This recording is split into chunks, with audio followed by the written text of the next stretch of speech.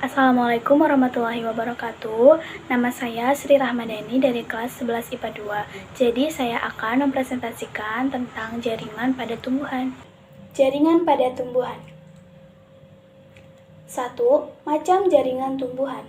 A. Jaringan meristem. Jaringan meristem adalah jaringan embrional yang sel-selnya selalu aktif, melakukan pembelahan secara mitosis. Pertumbuhan pada tumbuhan merupakan hasil aktivitas dari sel-sel meristem. Sel-sel meristem umumnya berbentuk menyerupai kubus, berdinding tipis, banyak mengandung sitoplasma, dan tidak memiliki vakuola tengah. Berdasarkan letaknya pada tumbuhan, jaringan meristem dibedakan menjadi 3, yaitu 1. Meristem apikal, 2. Meristem lateral, 3. Meristem interkalar. Sementara itu, berdasarkan sifat-sifat dasar sel asalnya, jaringan meristem dibagi menjadi 1. Meristem primer. Meristem primer berasal langsung dari jaringan embrional dan merupakan kelanjutan dari perkembangan embrio pada saat berkecambah. 2. Meristem sekunder. Meristem sekunder berasal dari jaringan dewasa yang mengalami diferensiasi. Contoh, jaringan meristem sekunder adalah kambium gabus dan kambium vaskuler.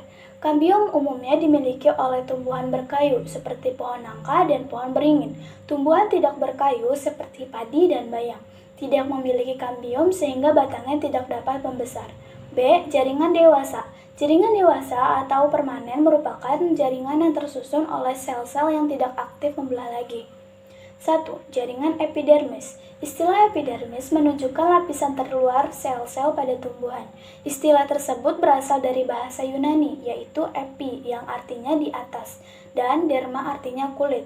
Fungsi utama jaringan epidermis adalah melindungi jaringan yang ada di bawahnya karena berfungsi sebagai pelindung dan berhubungan langsung dengan lingkungan luar. Jaringan epidermis tersusun atas sel-sel berbentuk pipi yang tersusun rapat.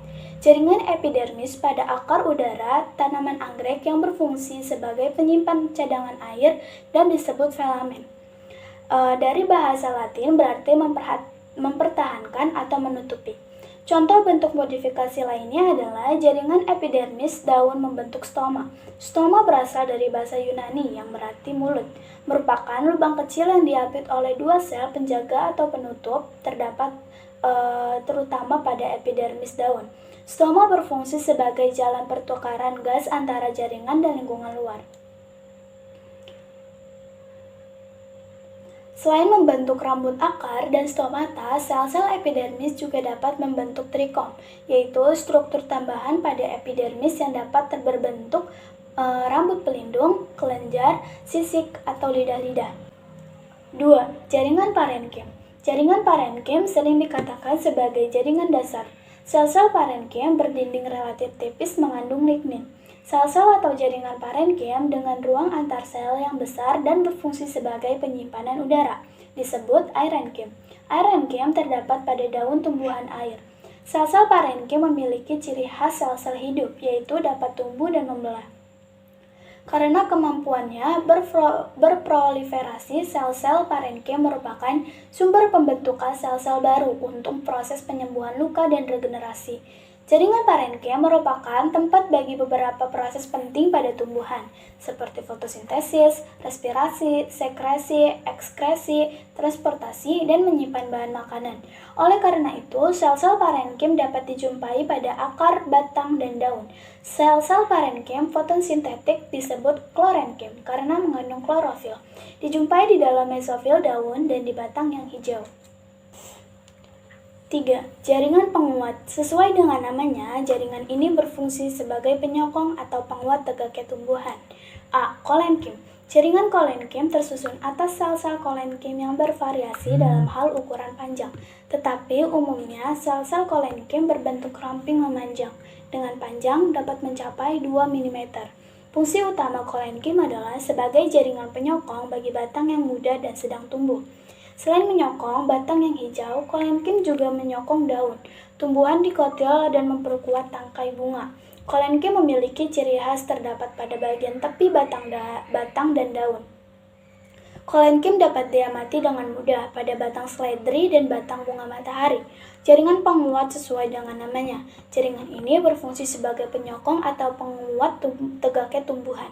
Kolenkim jaringan kolenkim tersusun atas sel-sel kolenkim yang bervariasi dalam hal ukuran panjang, tetapi umumnya sel-sel kolenkim berbentuk ramping memanjang, dengan panjang dapat mencapai 2 mm. Fungsi utama kolenkim adalah sebagai jaringan penyokong bagi batang yang muda dan sedang tumbuh. Selain menyokong batang yang hijau, kolenkim juga menyokong daun, tumbuhan di kotil dan memperkuat tangkai bunga. Kolenkim memiliki ciri khas terdapat pada bagian tepi batang dan daun. Kolenkim dapat diamati dengan mudah pada batang seledri dan batang bunga matahari. B. Sklerenkim. Sklerenkim adalah jaringan penyokong dan penguat bagian-bagian tumbuhan yang mengalami pertumbuhan yang tidak lama. Sel-sel sklerenkim memiliki dinding sekunder yang tebal dengan ketebalan yang merata di seluruh permukaan sel-selnya. Dinding sel sklerenkim yang elastis tersusun atas selulosa dan lignin. Ada dua tipe sel sklerenkim, yaitu serat dan sklereid. Serat merupakan sel-sel yang panjang, dapat mencapai 50 cm, ramping, berujung runcing, dan tahan lama. Fungsi serat adalah memperkuat dan menyokong struktur tumbuhan. Sel-sel serat berdinding tebal dengan lumen yang sempit. Serat terbagi menjadi serat kasar dan serat lembut. Serat kasar memiliki dinding sel dengan lignin yang tebal, bertekstur keras dan kaku. Serat kasar umumnya berasal dari serat daun tumbuhan monokotil. Contoh tumbuhan yang menghasilkan serat kasar antara lain Agave sp, Yucca, Phormium tenax, dan Musa textilis. Adapun serat lembut merupakan serat yang lembut dan fleksibel dengan dinding sel yang mengandung lignin atau tidak. Serat lembut umumnya berasal dari phloem. Beberapa jenis tumbuhan di kotil antara lain Cannabis sativa, Linum usitatissimum, Corchorus capsularis, serta Hibiscus cannabinus. Sklereid tersusun atas sel-sel pendek dan bentuk yang tidak teratur.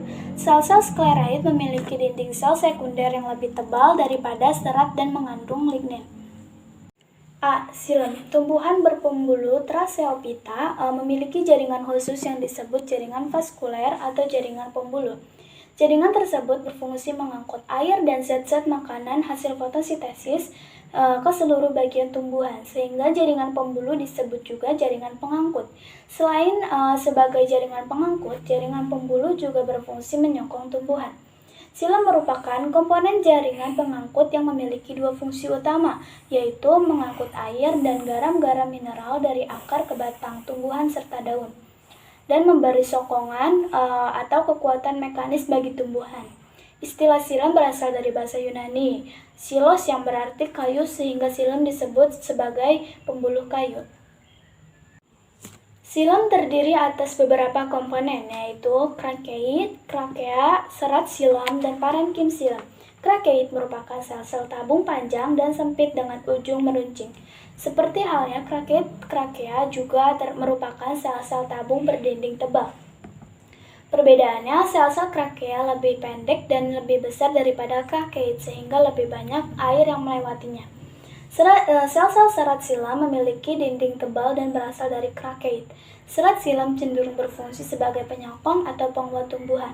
Sementara itu, parenkim xilem merupakan sel-sel pendek berlignin, terutama berfungsi sebagai tempat penyimpanan cadangan makanan dalam bentuk tepung atau lemak, tanin, kristal, dan substansi-substansi lainnya. B. Phloem. Phloem merupakan jaringan pembuluh atau pengangkut yang bertugas memindahkan gula hasil fotosintesis dari daun ke seluruh tubuh tumbuhan. Phloem disebut juga pembuluh tapis dan merupakan pembuluh pengangkut utama. Seperti halnya xilem, phloem tersusun atas beberapa macam sel yang berbeda fungsinya, antara lain pembuluh tapis, parenkim phloem, serat phloem, dan sel penggiring. Sel-sel tersebut bersambungan dari ujung ke ujung, sehingga membentuk pembuluh tapis yang panjang. Adanya lubang-lubang seperti saringan memungkinkan hubungan sitoplasma antar sel penyusun pembuluh tapis. Pada saat matang, sel-sel tabung tapis kehilangan nukleusnya, dan sel-sel diisi dengan suatu substansi berprotein yang disebut getah sel. Gula hasil fotosintesis diangkut bersama getah sel tersebut. 5. Jaringan periderm. Periderm adalah jaringan pelindung sekunder sebagai pengganti epidermis pada batang tumbuhan dikotil dan gimnospermae berkayu. Jaringan ini terdiri atas velum, velogen, dan velodrem. Periderm tumbuhan keluar membentuk velum dan tumbuh ke dalam membentuk. Velum dapat dijumpai pada bagian luar batang atau akar tumbuhan tertentu. Jaringan tersebut tersusun oleh sel-sel gabus merupakan sel-sel mati karena tidak memiliki protoplas. Fungsi periderm adalah untuk melindungi tumbuhan dari pengaruh suhu yang ekstrem, mengurangi kehilangan air, dan melindungi tumbuhan dari gangguan mekanis. 2. Sifat totipotensi sebagai teknik kultur jaringan. Kultur jaringan atau tisu kultur adalah suatu teknik yang mengisolasi sel, protoplasma, jaringan, atau organ, kemudian menumbuhkannya pada medium buatan yang mengandung zat pengatur tumbuh dalam kondisi aseptik, sehingga bagian-bagian tersebut dapat memperbanyak diri dan bergenerasi menjadi organ atau individu utuh kembali. Dasar teknik kultur jaringan adalah sifat totipotensi sel-sel. Totipotensi merupakan kemampuan sel-sel untuk tumbuh dan berkembang menjadi individu baru yang utuh jika ditempatkan dalam lingkungan yang sesuai. Teori totipotensi ini dikemukakan pada tahun 1898 oleh seorang ahli fisiologi Jerman bernama Gottlieb Haberland. Menurut Haberland, sel memiliki informasi genetik yang lengkap sehingga sel tersebut mampu tumbuh menjadi individu baru. Kemampuan sel seperti tersebut dinamakan totipotensi. Ia adalah orang pertama yang mengisolasi dan mengkulturkan sel-sel somatik tumbuhan secara in vitro. Haberland melalui penelitiannya pada tahun 1898 dan mempublikasikan hasil penelitiannya pada tahun 1958. F.C. Stewart menguji ulang teori dengan menggunakan objek empulur wortel. Dengan mengambil satu sel empulur wortel, Stewart dapat menumbuhkannya menjadi satu individu tanaman wortel. Metode kultur jaringan dikembangkan untuk membantu memperbanyak tanaman, khususnya untuk tanaman yang sulit dikembangbiakan secara generatif. Prinsip kultur sel atau kultur jaringan sama dengan prinsip perkembangan secara vegetatif dengan stek. Pemberian hormon auksin pada luka tersebut menyebabkan pembelahan sel berlangsung cepat dan berbentuk gumpalan halus yang disebut kalus. Yang belum didiferensiasi, sel-sel kalus tersebut dapat dikembangkan menjadi individu baru. Proses sederhana kultur jaringan. Yang pertama, suatu jaringan dan dipelihara dalam sebuah medium buatan dengan nutrisi yang sesuai. Yang kedua, kemudian kalus tersebut dipindahkan ke dalam medium diferensiasi yang sesuai.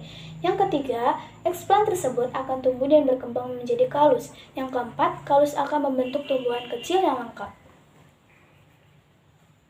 Metode kultur jaringan memiliki beberapa keuntungan, antara lain tidak membutuhkan tempat yang luas, bebas menentukan bagian tumbuhan yang akan dikultur, kesehatan dan mutu bibit tanaman lebih terjamin, mampu menghasilkan bibit tanaman dengan jumlah besar dalam waktu yang singkat.